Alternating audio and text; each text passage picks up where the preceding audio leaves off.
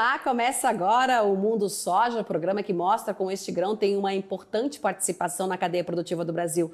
E neste programa eu vou conversar com a pesquisadora da Embrapa Soja, Mariângela Hungria, que está na primeira posição brasileira e é a única da América do Sul no ranking dos 100 principais cientistas em fitotecnia e agronomia. Muito bem-vinda ao nosso programa, Mariângela. Obrigada. Ô Mariângela, então é um momento para comemorar. Como você avalia aí essa posição no ranking? Nossa, foi uma surpresa, sabe? Realmente fiquei. Eu ia começar a dar uma palestra quando a presidente da Sociedade Brasileira de Ciência do Solo me passou o WhatsApp, falou: você está em primeiro? Nossa, primeiro do quê? Né? Ela falou: nossa, super. Mas daí eu tive que dar a palestra 2 horas e morrendo de curiosidade para saber o que era, né? Daí fiquei realmente muito surpresa, porque é um ranking, quer dizer, teve um lado muito positivo e o lado que não foi tão positivo. Quero que você decida qual lado eu começo a falar.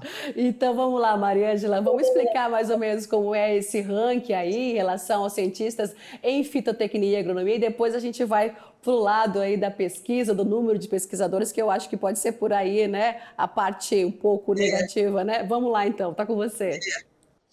Então, é um ranking, um estudo, é um site bastante conceituado, que ele faz um ranking das melhores universidades do mundo, em todas as áreas de ciências, os melhores congressos, e daí teve desses pesquisadores. Então, eles fizeram, né, são mais de quase 167 mil currículos que eles analisaram em 21 áreas do conhecimento, e no meu caso, nessa área da fitotecnia e agronomia, né? Então, uma série de índices que eles avaliam, as publicações, não é só você publicar, é quantas pessoas no mundo leram o seu trabalho e citaram o seu trabalho, tá? Isso é um índice que a gente chama índice H, é uma coisa que conta muito para a sua projeção, né? Porque mostra que o que você fez e publicou está sendo lido, né? E uma série de outros parâmetros. E daí fizeram esse ranking, né? E por surpresa fiquei, né, em primeiro lugar no Brasil, tem 36 pesquisadores, nossa, uma companhia assim de estrelas, né? Fiquei muito honrada.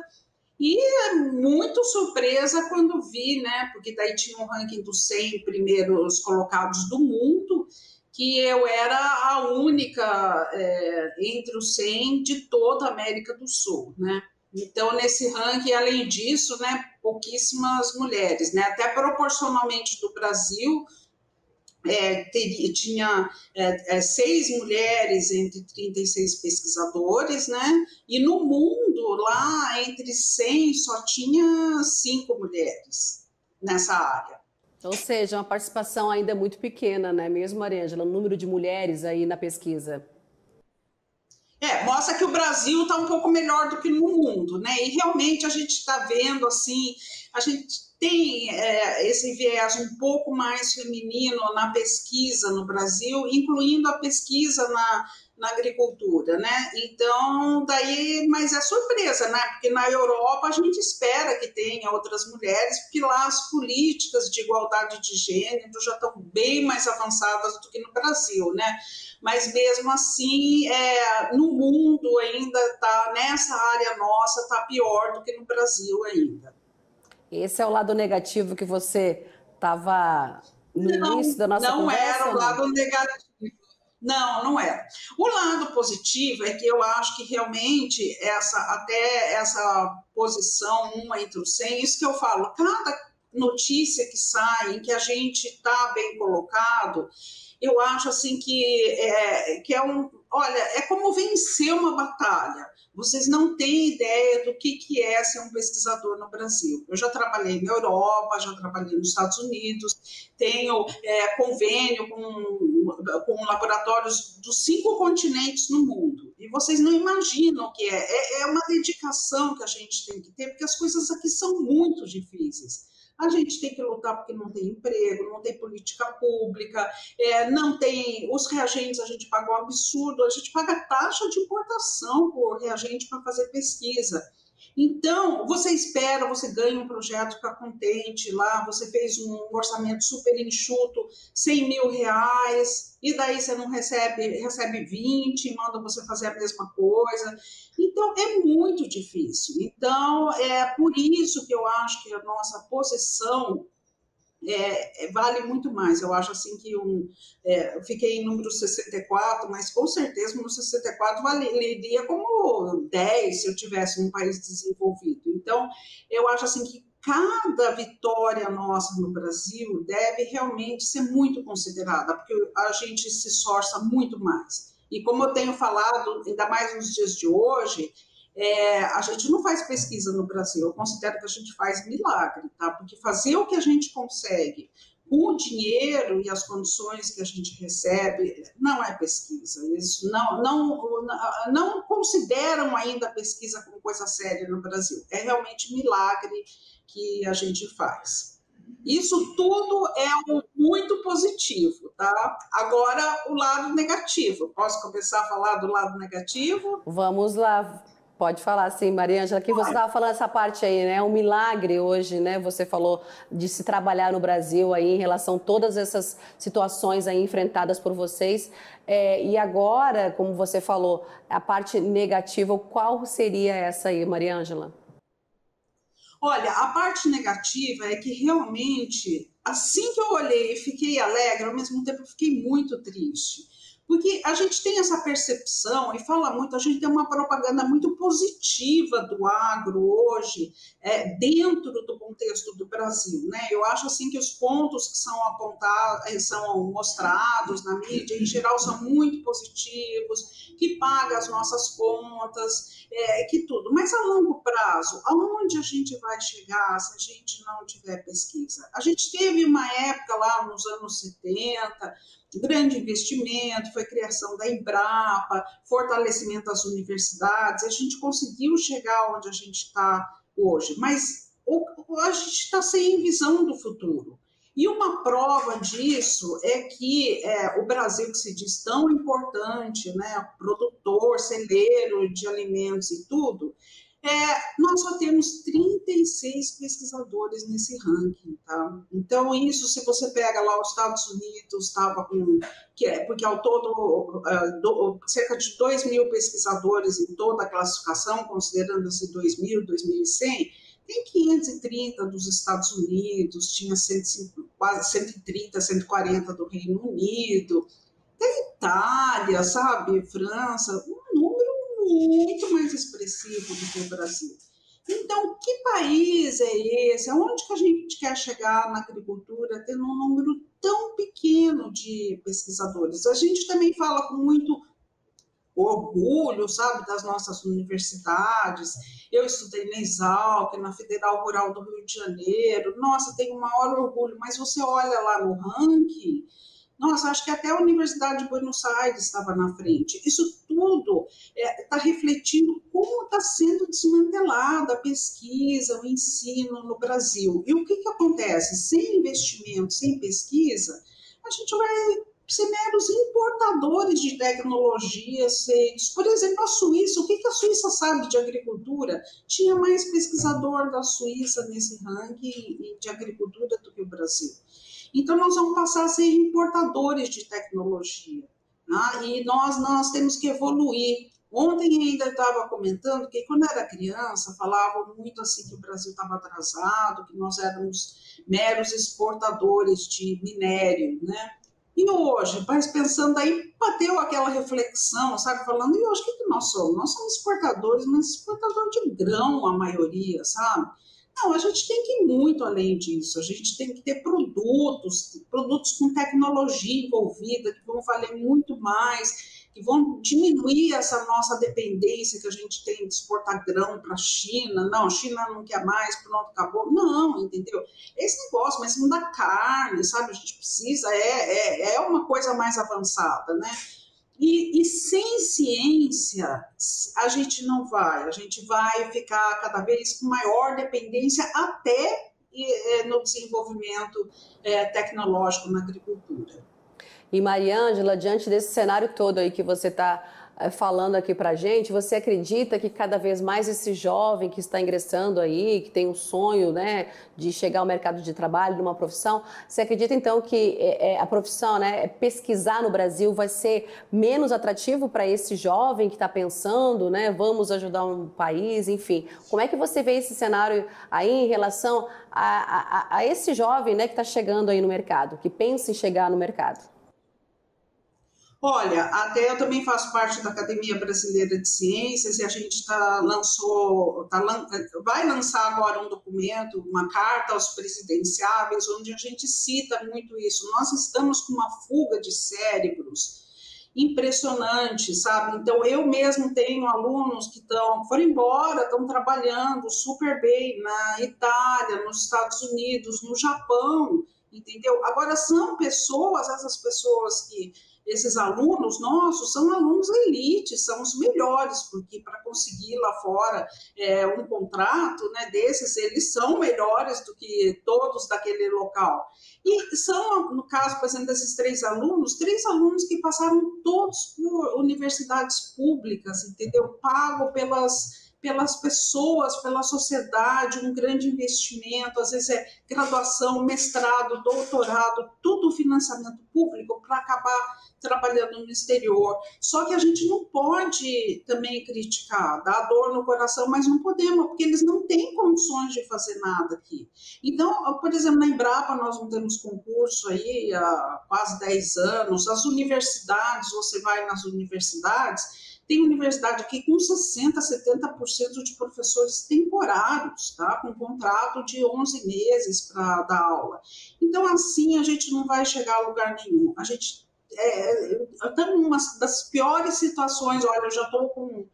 esse ano estou fazendo 40 anos de Embrapa, foi meu primeiro e único emprego. Nossa, a gente está entrando numa das piores situações que eu já vi. Hoje, meus alunos... que estão ficando no Brasil, né, como não tem emprego público, a gente está conseguindo empregar muito no setor privado, estão todos bem empregados, nós estamos até com falta de alunos. Então, tudo bem, né, vai resultar produtos para o país, a gente está feliz, mas a gente também precisa de pesquisa básica para avançar no conhecimento, e essa só é feita em universidades e instituições públicas. E pesquisa para pequeno agricultor, né?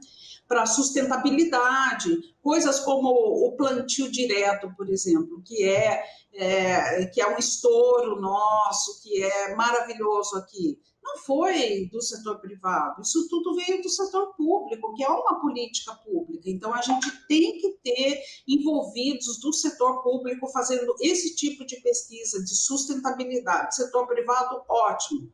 Vai para a produção, vai para o setor produtivo. A nossa parte aqui de bioinsumos está melhor do que nunca, então a gente está empregando todos os alunos, mas a gente tem que ter tudo, porque uma agricultura de futuro, ela é feita do privado, do público e também do legislativo, né, com políticas públicas adequadas.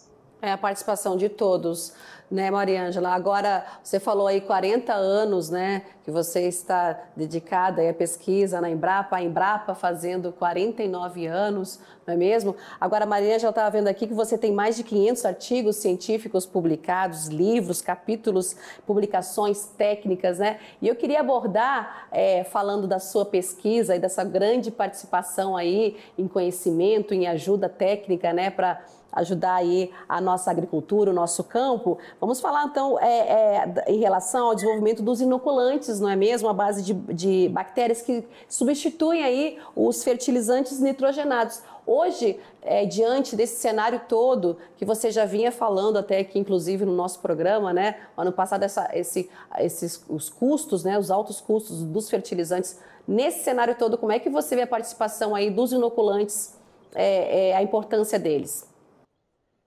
Nossa, tá? Que a gente não está dando conta de atender a tantas demandas que estão isso. As pessoas realmente... E é uma solução. Veja só, o Brasil se desestruturou ainda mais nessa parte dos fertilizantes, né? Por exemplo, 10 anos atrás a gente importava em média 70% dos fertilizantes que usava na agricultura, hoje importa 85%.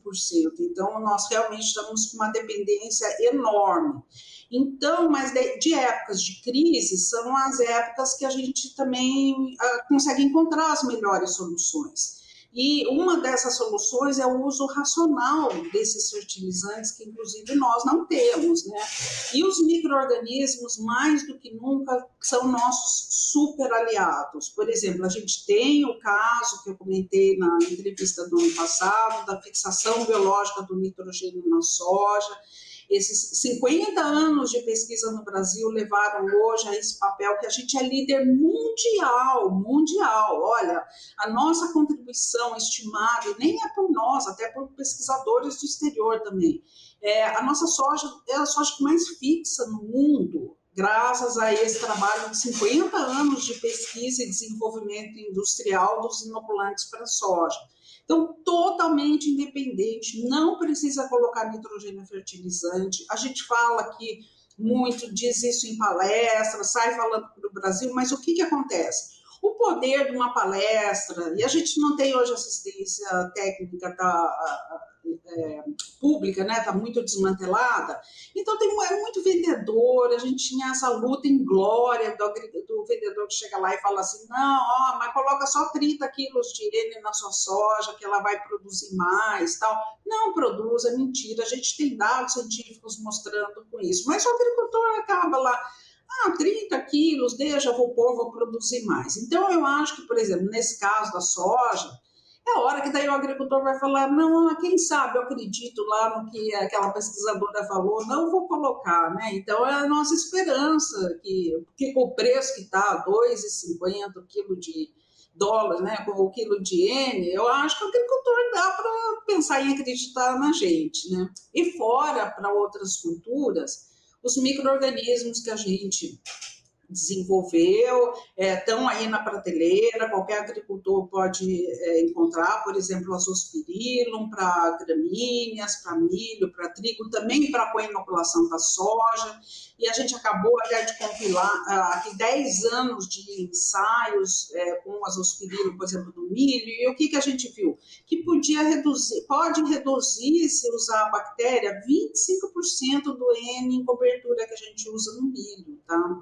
E isso, então, é muito. Então, o agricultor pode economizar ali os 25% no milho, os 100% do nitrogênio na soja. A gente está com um inoculante para fósforo, que pode tirar aí seus 30% do fósforo, do potássio, que pode tirar 10, 15% do potássio. Então, são oportunidades que essas bactérias, a grande parte delas, tirando a fixação de nitrogênio, o mecanismo é a produção de fito-hormônios, que fazem as raízes crescerem muito mais, a gente tem resultado aqui de 3 vezes mais, e com isso consegue aproveitar melhor o fertilizante químico. Porque o que acontece? A gente paga um monte, importa 85% e perde a maior parte do fertilizante que aplica lá. Então, com mais raiz, a gente vai aproveitar melhor esse fertilizante que está tão difícil e tão caro da gente conseguir.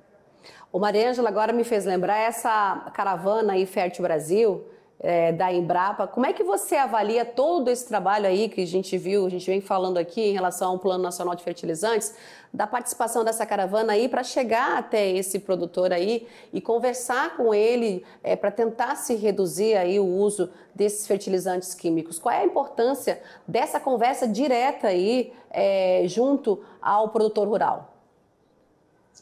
Então, é muito importante. Eu acho que os resultados vão ser muito positivos, porque, conforme eu falei, da necessidade nascem as grandes conquistas, né? Então, o porquê que hoje a gente é líder da fixação de nitrogênio na soja no mundo? Porque a gente sempre teve nitrogênio fertilizante, sempre importou, sempre foi muito caro. Nos Estados Unidos, por exemplo, a nossa soja aqui consegue todo o nitrogênio lá da fixação no máximo 50%. Por quê? Porque eles tinham subsídio, nitrogênio fertilizante barato, então não investiram nisso, na pesquisa para bactérias, para cultivares que respondessem a essas bactérias, como foi aqui no Brasil. Então, a nossa necessidade, as nossas dificuldades em ter nitrogênio fertilizante na soja, elas fizeram a gente ter hoje um sucesso na fixação. Então, essa dificuldade que hoje a gente está enfrentando nos fertilizantes químicos em geral, vai ser uma oportunidade para a gente ter uma série de coisas. Conforme eu falei, a gente tem muitas tecnologias que estão aí já testadas, prontas para o agricultor, mas o agricultor não usava assim porque não tem tanto interesse, porque está com pressa, tal, porque o custo não era tão grande, porque tinha produto de sobra, tal. Então, essa vai ser uma oportunidade para aumentar a racionalidade, porque tudo que a gente sabe realmente está sendo usado muito mais fertilizante do que precisaria.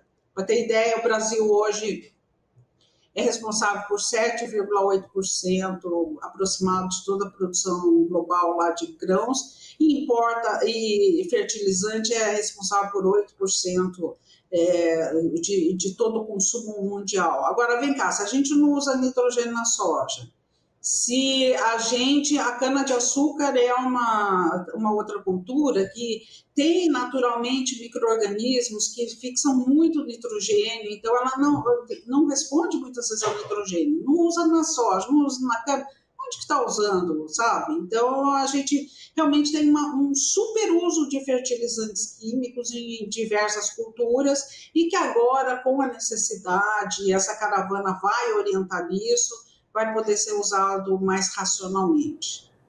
Agora, Mariângela, como é que está a participação dos produtores rurais em relação ao uso do inoculante? Eles estão colhendo mais, produz muito mais? Fala para a gente um pouco. Olha, a gente tem, por exemplo, um trabalho muito bonito aqui no Paraná, que era Emater, né? Agora é Instituto de Desenvolvimento Rural do Paraná, que a gente hoje atingiu cerca de 2.700 agricultores fazendo unidades demonstrativas no caso da coinoculação da soja, que é você reunir o Bradirizóbio, que é a fábrica de fertilizante nitrogenado, com o azospirilo, que é a fábrica de fito-hormônio. Com isso, os rendimentos, a raiz aumenta mais fixação de nitrogênio e mais rendimento da cultura. Então, os dados até do ano passado, esse ano não estão compilados, dão uma média que o agricultor estava ganhando uma média de R$350 líquidos, né, por hectare, por usar essa tecnologia. Então, esse tipo de demonstração leva cada vez mais os agricultores a usar.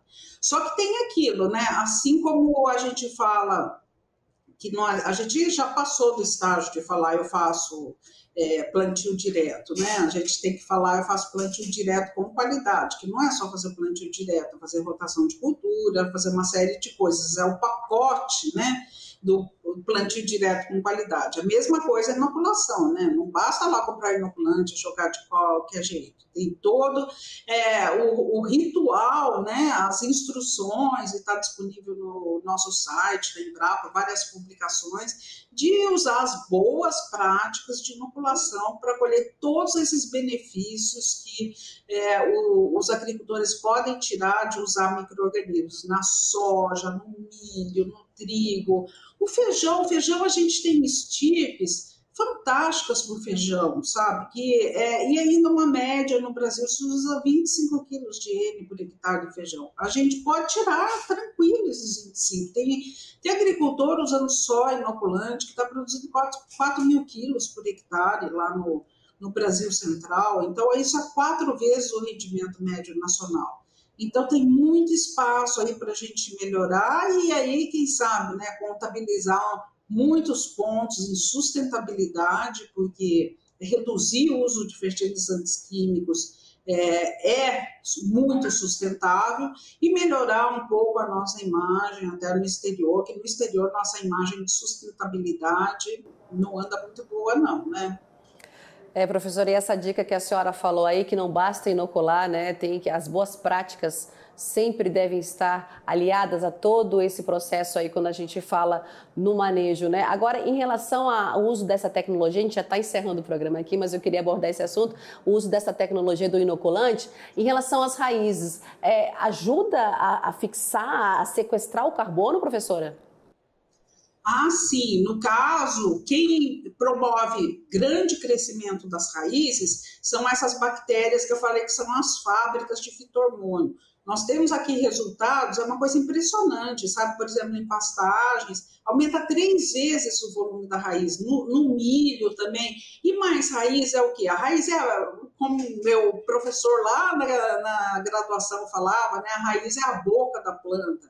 Então, é a raiz que vai absorver os nutrientes do solo, vai absorver a água. Então, a gente vê que o uso desses micro-organismos aumenta muito a tolerância a períodos razoáveis, né, de seca, porque tem mais raiz para absorver essas águas. Então, raiz é tudo. Raiz é aproveitar melhor o que tem no solo, aproveitar a água e, nesse contexto atual, aproveitar 3 vezes mais raiz significa que vai triplicar a eficiência de uso dos fertilizantes químicos. Que talvez seja interessante até comentar isso, nas condições tropicais brasileiras, a eficiência dos fertilizantes, para ter uma ideia, ali do nitrogênio, no máximo ali 50%. Isso significa o quê? Você compra 100 quilos de N, paga uma fortuna, e a planta só vai aproveitar 50. 50 são perdidos ou lixiviação, lençol freático, emissão de gás de efeito estufa. O fósforo é só 15%, o fósforo é muito fixado no solo, quer dizer, você vai perder ali 8%. Não perde no fósforo que ele fica lá, a gente tem uma grande reserva, inclusive, de fósforo no solo, graças a todas essas inoculações, essas adubações fosfatadas que a gente fez esses anos. E do potássio também ali por volta de 60%. Então, quando eu falo em eficiência de utilização do fertilizante, por exemplo, no caso lá de um experimento com fertilizante marcado que a gente fez com milho, colocando a bactéria, aumentou em 70% a eficiência de uso do fertilizante nitrogenado no milho. Então, é aquilo, você perder mais aquilo que você está pagando caro para comprar. Tá certo, Mariângela. Infelizmente o nosso tempo já esgotou aqui, mas eu queria muito agradecer a sua presença aqui com a gente mais uma vez no Mundo Soja. Muito obrigada e até uma próxima oportunidade. Parabéns aí por essa conquista aí nesse ranking e que melhore esse quadro todo aí que você falou em relação aos nossos pesquisadores brasileiros. Viu, Mariângela? Obrigada e até uma próxima oportunidade. Eu que agradeço. Até logo. E agradeço você também pela sua companhia e este foi o Mundo Soja. Muito obrigada e continue aqui no AgroMais, o canal dedicado à agroinformação 24 horas por dia. Tchau e até uma próxima.